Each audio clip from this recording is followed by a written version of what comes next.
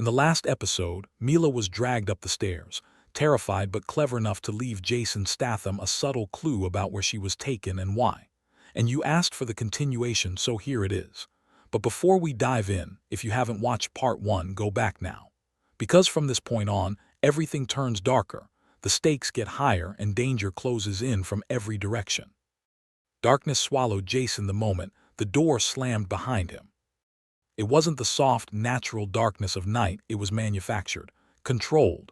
The kind criminals used to make men feel small, to take away their sight, to strip away their advantage. But Jason Statham had fought in caves, tunnels, compounds with no light. Darkness didn't frighten him. It focused him. He stood still for a moment, allowing his senses to adjust. A faint hum, generators. A soft clicking, a ventilation system. Footsteps, 3 men behind him, 1 in front. And the man in the suit's voice echoing down the narrow corridor. Bring him, I want him conscious for the conversation. Jason walked forward without resistance for now. His arms were bound behind him with a rough cable tie, but he didn't flex against it. Not yet. Soldiers learned long ago, the more you fight restraints, the deeper they dig in. He waited until the moment mattered. The corridor opened into a large upstairs room, the source of the mysterious late-night meetings. It looked nothing like a diner space. Instead, the room was filled with maps on the walls, stacks of cash rubber-banded together, crates with foreign stamps, a table with phones, laptops and military-grade radios, and scattered across the floor, files with pictures of people, names, addresses, dates, targets. Jason scanned every detail in 2 seconds flat. The man in the suit spread his arms dramatically, as if showing Jason a gallery. "Welcome to my office," he said casually. "You've already seen the downstairs. I thought you deserved to see where the real work happens." Jason didn't speak. "I run a business," the man continued. "Efficient, profitable, expanding until you." He walked behind a desk, tapping his fingers on a folder. "Do you know what it cost me to rebuild after your SEAL team destroyed my compound?" Jason didn't answer. The man opened the folder. $6 million, 15 men, 9 years of connections. He looked up, eyes cold. "You took everything." Jason's expression stayed flat. "I liberated a trafficking ring. You didn't lose anything. You got caught." The man laughed, sharp and humorless. "Do you think anyone cares about those people? Do you think the world even noticed?" Jason's jaw tightened. "She noticed." He meant Mila. The man scoffed. "Ah yes, the little street rat." He sighed dramatically. "I should have finished her that night at the compound. She's been a thorn in my side." Jason's eyes darkened. "She's a child. She's an inconvenience." Jason stepped forward slightly. The guards instantly grabbed his arms, shoving him back. The man nodded at them. "Easy, he'll get his turn." He walked toward Jason slowly, stopping inches away. "You don't understand something about this world, Statham," he whispered. "You think rescuing one girl matters. You think shutting down one base matters. My network stretches farther than you know, and tonight you're going to disappear and no one will question it." Jason tilted his head slightly. "You talk too much." The man chuckled. "Confidence, a SEAL trademark." Then he lifted the bottle Jason nearly drank downstairs. "You know what was in this?" he asked softly. Jason didn't flinch.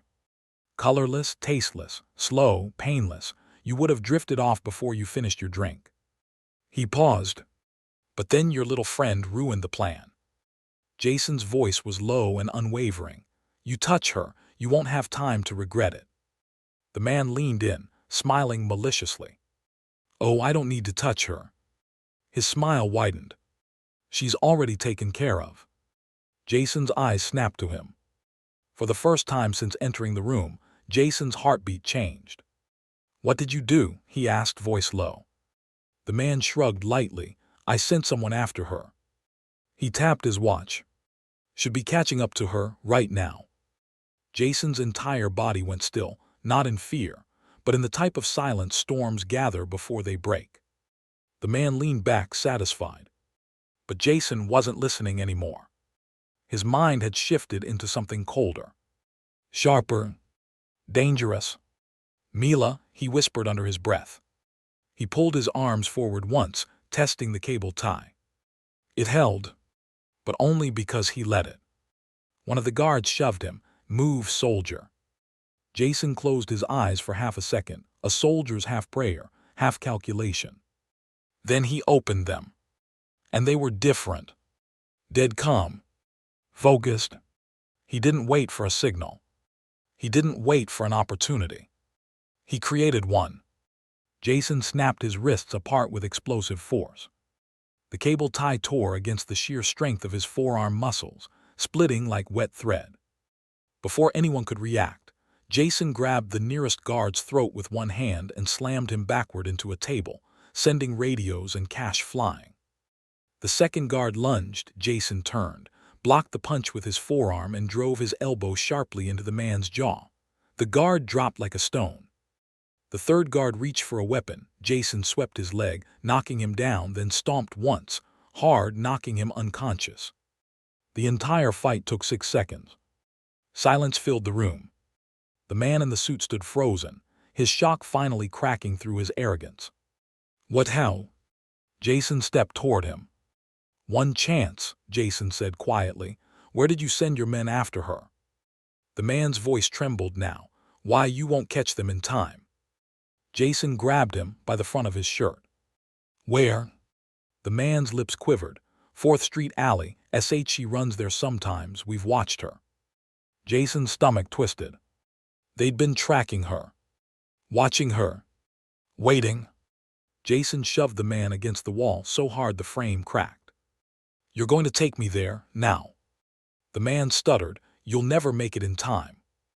Jason's eyes turned to steel. I don't need time. He knocked the man out with the butt of a guard's fallen weapon and dragged him toward the door. Downstairs, 10:14 a.m.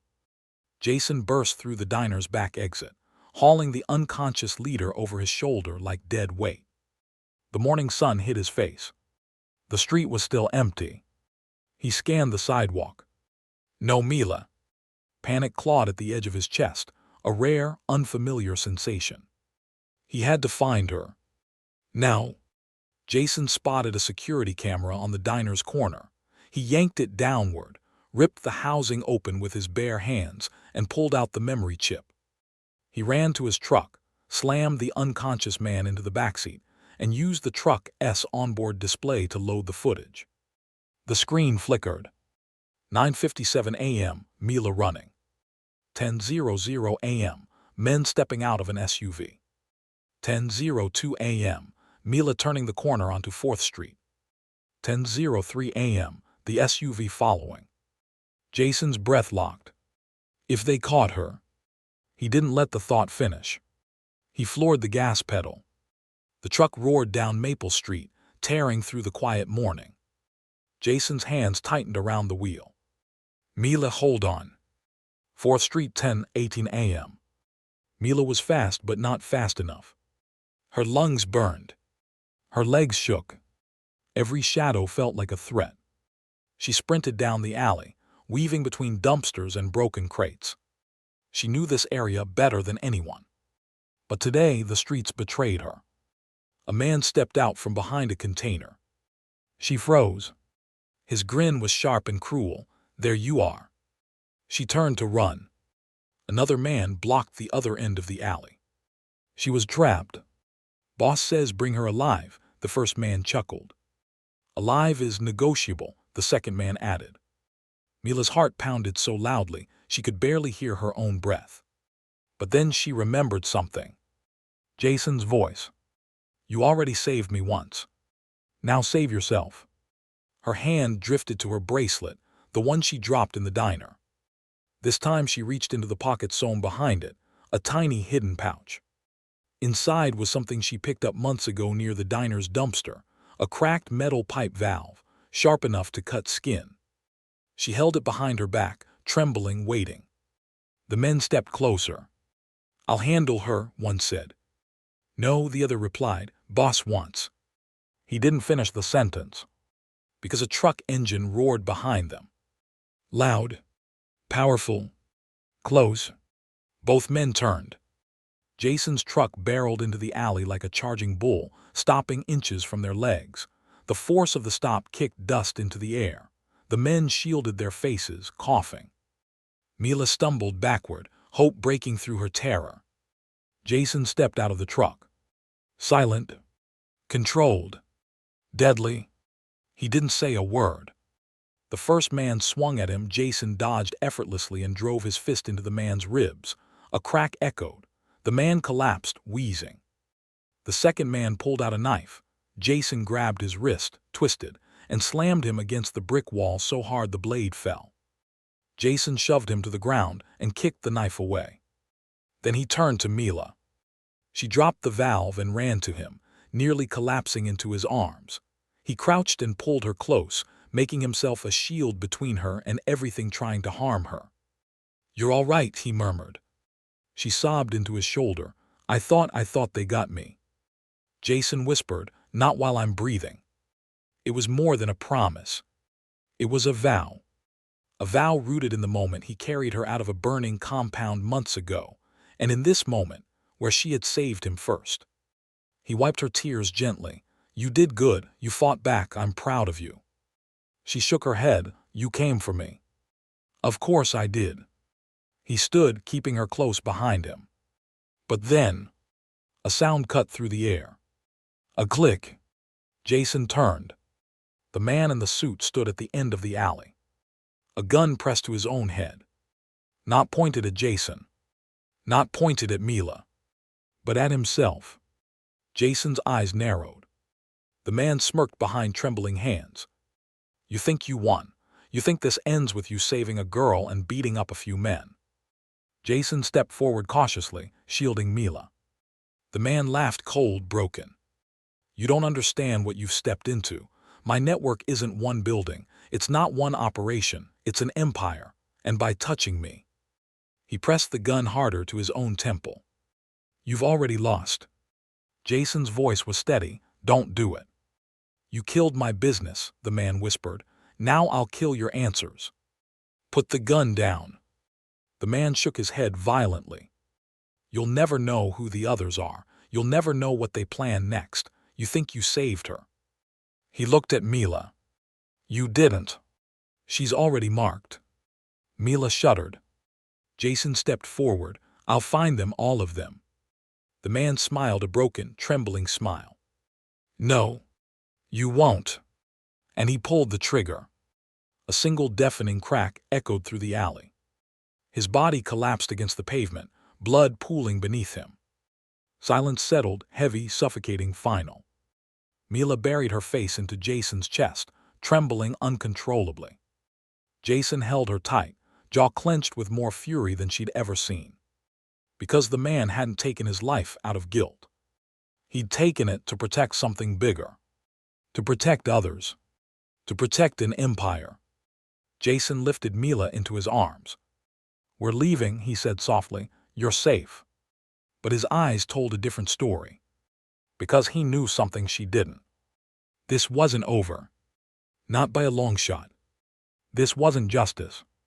This was just a warning. And the war he thought he left behind had just followed him home.